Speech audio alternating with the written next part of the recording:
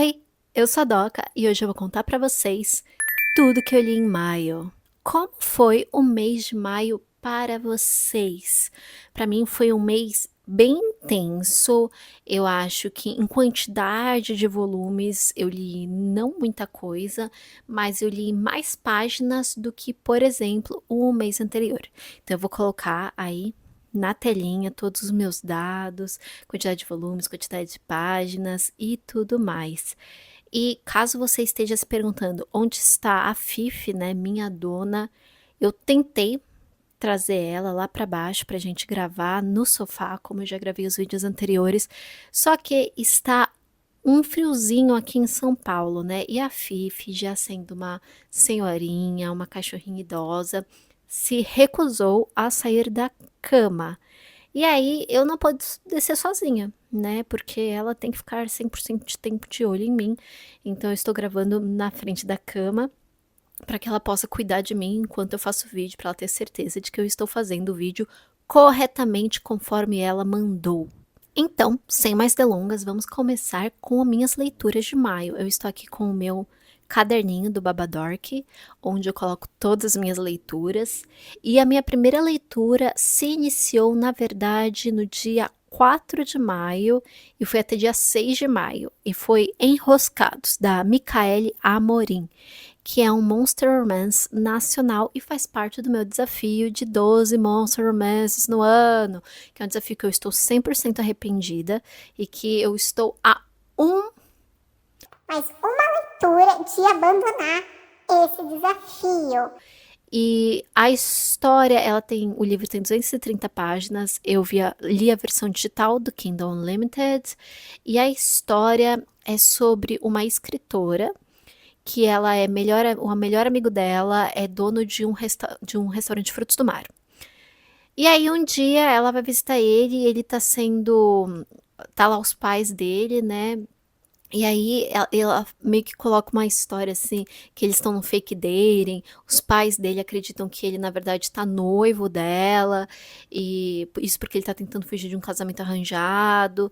Só que daí o que realmente torna isso um Monster Romance é que ele na verdade é um homem-polvo com tentáculos e tudo.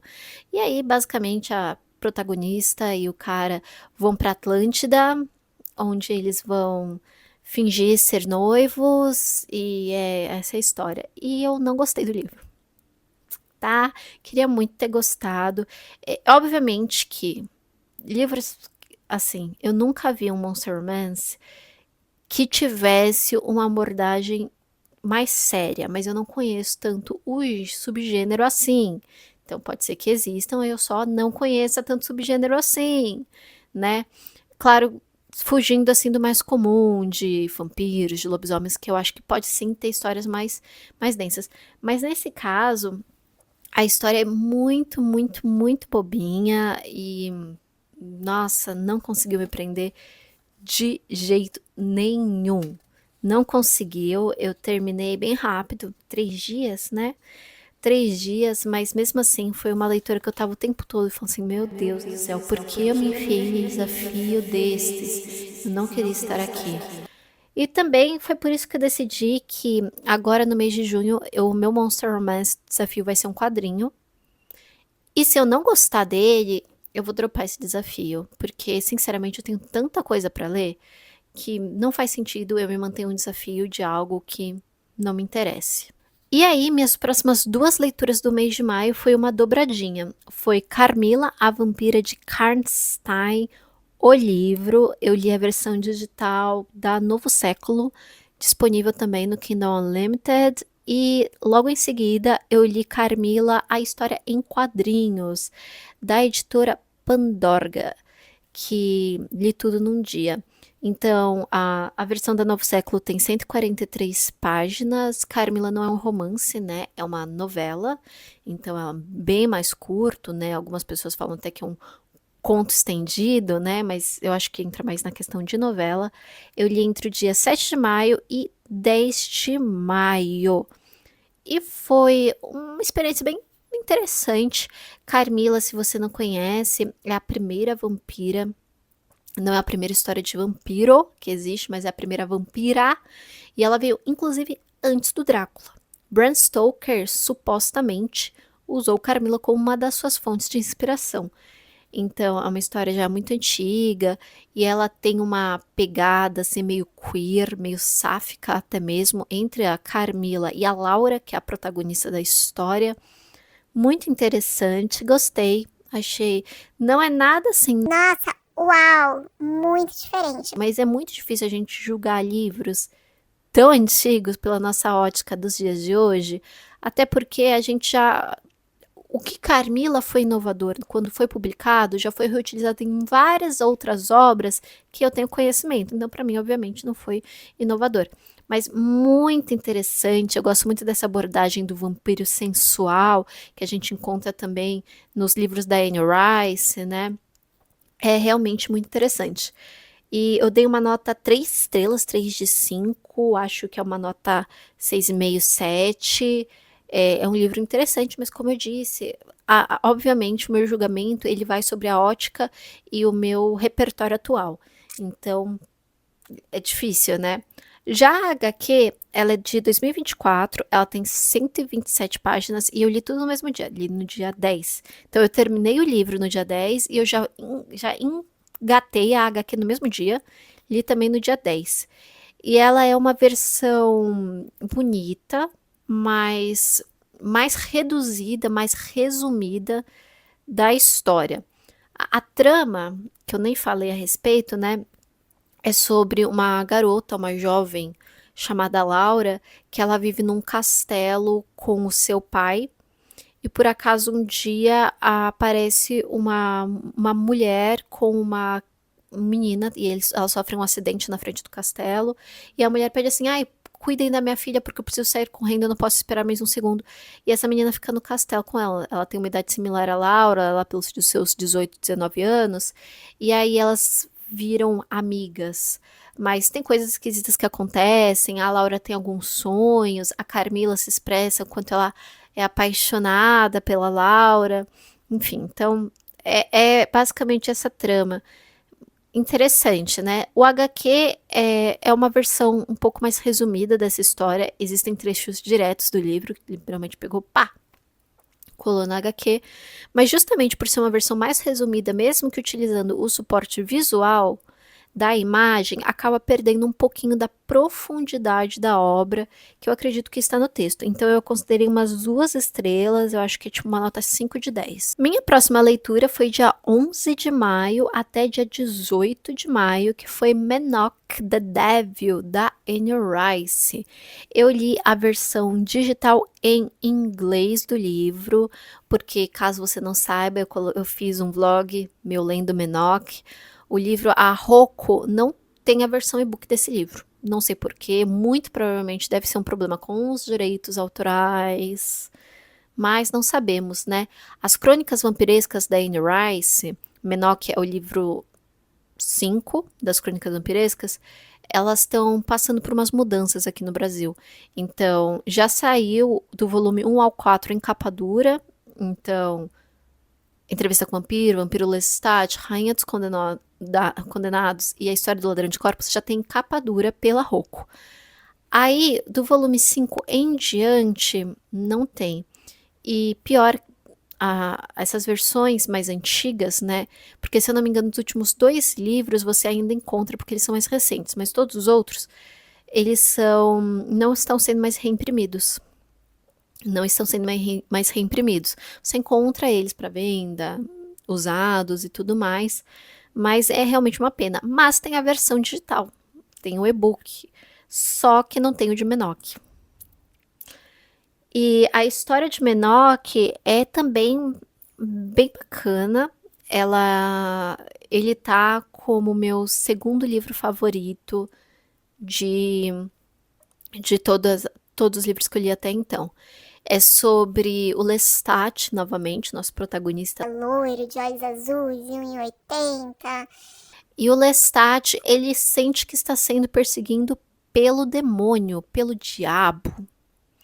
E aí, no meio disso, ele também está numa caçada a um homem, um traficante, um criminoso, e também meio apaixonado pela filha dele, que é uma evangelizadora de televisão.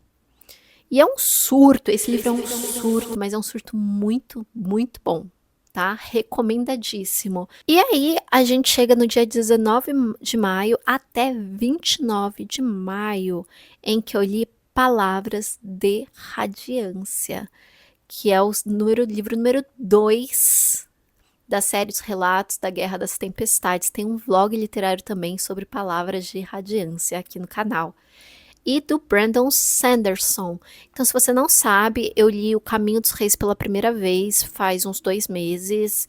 E foi também o meu primeiro livro do Brandon Sanderson. E eu me apaixonei. Achei incrível, me apaixonei pelo universo, me apaixonei pela narrativa, me apaixonei pelos personagens. Gostei muito, muito, muito mesmo. Gostei tanto, tanto, que é a minha leitura favorita do ano, até o momento. E aí eu tive que dar um tempo, porque quando uma leitura é muito forte assim pra mim, eu preciso dar um tempo até continuar. E eu finalmente continuei. Um livro bem longo, de 1670 páginas. Eu li a versão e-book da trama, que tem um valor interessante. Eu sempre comento isso, né?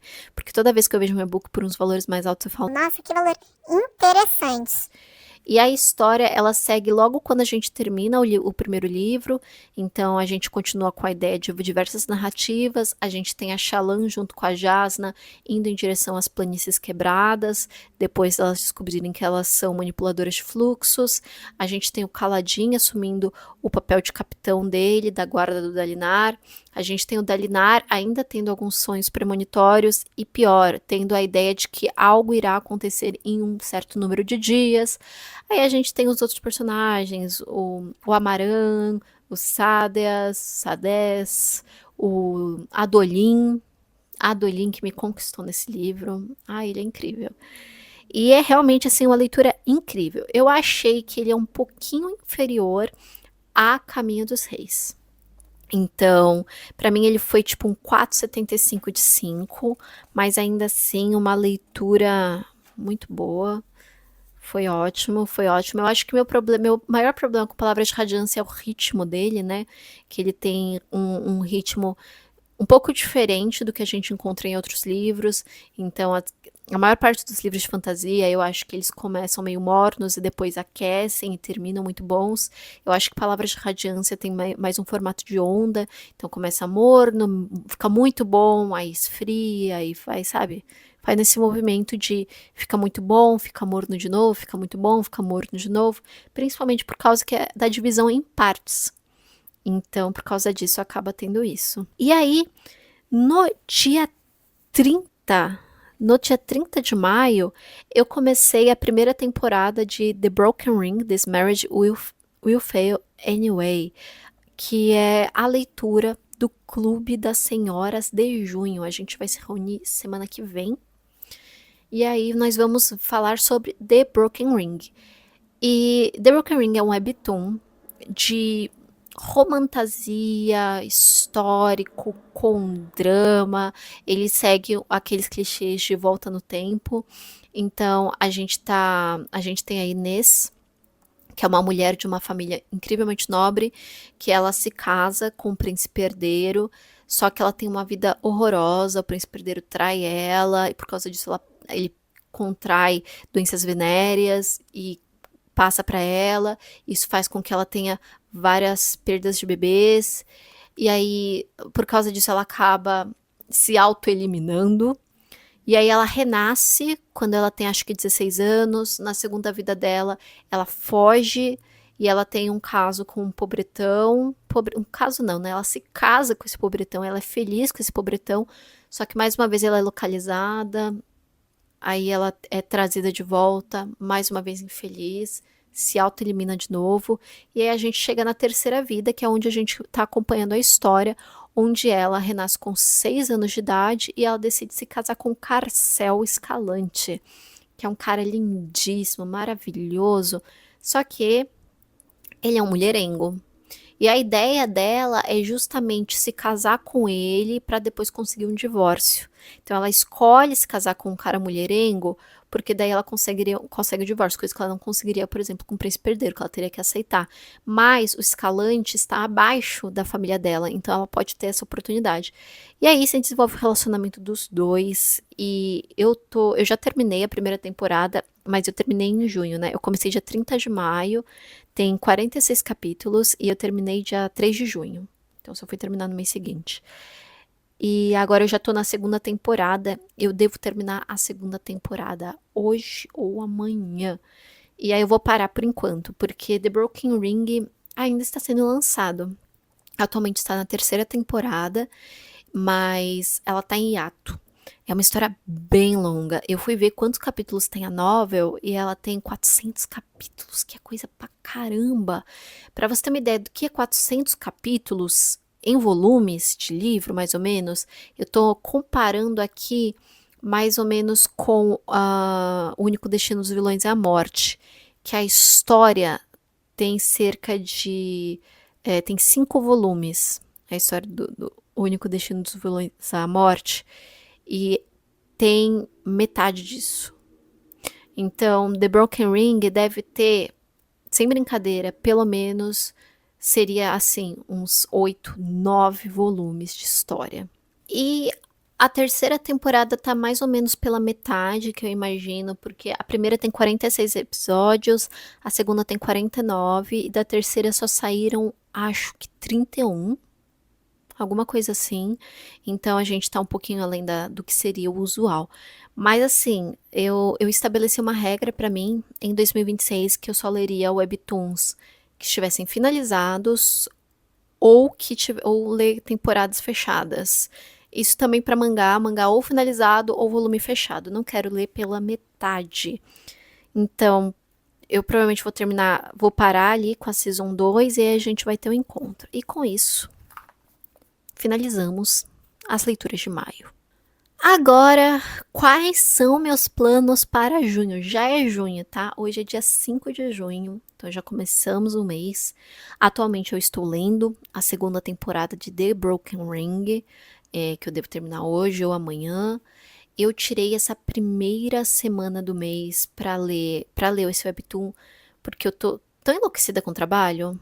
Esse mês eu tiro férias, então eu tô tendo que adiantar tanta coisa que eu não estou tendo nem tanto tempo assim para ler. E eu optei por ler o webtoon justamente porque eu precisava já fazer a leitura para o Clube das Senhoras, mas também para fazer alguma coisa mais leve, mais breve, ao invés de ler 2 horas todos os dias, que é a minha média de leitura, eu tô lendo 45 minutos, 1 hora no máximo. Então tá sendo um equilíbrio bem legal. E aí, a gente teria que ter a minha leitura de Monster Mass, que eu costumo fazer no começo do mês. Mas eu ainda não decidi o que eu vou ler de Monster Romance. Como eu disse, eu quero ler um quadrinho, um webtoon, um manhwa, um mangá, algo assim. E eu até pensei em começar a considerar vampiros e lobisomens no Monster Romance, porque no começo do ano eu resolvi que eles não seriam considerados, porque eu queria realmente explorar coisas diferentes do usual. Eu já tô lendo livro de vampiro todo mês, então eu queria algo diferente. O lobisomem é uma coisa que eu já conheço, eu queria algo diferente. Eu queria realmente ir para além disso, sabe? Ir para outros monstros. Mas eu sinto que tô meio perdida, então o que eu muito provavelmente fazer, eu vou fazer uma pesquisa sobre algum monster romance mais fora da caixinha, com algum monstro que de fato não seja um vampiro ou lobisomem e que seja em quadrinho. Esse é meu foco. Mas eu quero fazer isso para tentar desopilar um pouco da última leitura que não foi tão bacana e talvez entrar mais aí já a onda para continuar mantendo esse desafio. Porque se essa leitura não for boa, aí eu dropo. E aí depois a gente tem o volume 6 das Crônicas Vampirescas, que vai ser o Vampiro Armon. Eu tô terminando de ver a segunda temporada de Entrevista com o Vampiro, tô bem feliz. Nunca pensei que eu ia gostar do Armon, em partes por causa da atuação do ator na série, em partes por causa do Armon em Menok, que foi ótima. O Armon em Menok estava muito bom. Não sei como vai vir esse novo livro, mas tenho muita esperança. E aí depois eu não sei. Não sei. Eu queria, olha só, tá? Eu quero muito reler um querido meu da infância e adolescência. Eu tava pensando em fazer isso com Crepúsculo. Porque eu só li uma vez na minha vida Crepúsculo, assisti os filmes, e foi bastante marcante pra mim na minha adolescência, hoje não tanto. E aí eu pensei, cara, eu acho que eu poderia reler ele junto com O Sol da Meia-Noite, que foi o livro novo que lançou, que é a versão do Edward sobre os fatos. E aí mas eu não sei se eu vou encaixar esse mês, porque eu tô com muito livro emprestado das minhas amigas. Muitos. E a Mel, que é minha amiga que mora em Okinawa, tá voltando pro Brasil agora em dezembro pra passar um tempo. E eu preciso terminar os livros dela, que ela me emprestou uns 2 anos atrás e eu ainda não terminei de ler. Então eu quero ler pelo menos um livro emprestado e talvez um livro da minha estante mesmo. Provavelmente eu acho que a gente vai mais pra esse segmento. Ai, olha, tamo agora no começo de junho, tá tudo acumulado. Eu não consigo ler o suficiente. Mas eu tenho fé porque a última quinzena do mês eu vou estar de férias. E aí, de férias, eu espero mandar ver na leitura. Eu espero aqui, ó, pá! Destruir minha estante. Mas ao mesmo tempo, a contradição ambulante. Mas ao mesmo tempo eu também fico tipo, nossa, tenho que ler mais devagar, né? Eu não quero ler assim. Enfim, só vamos descobrir nas próximas leituras do mês.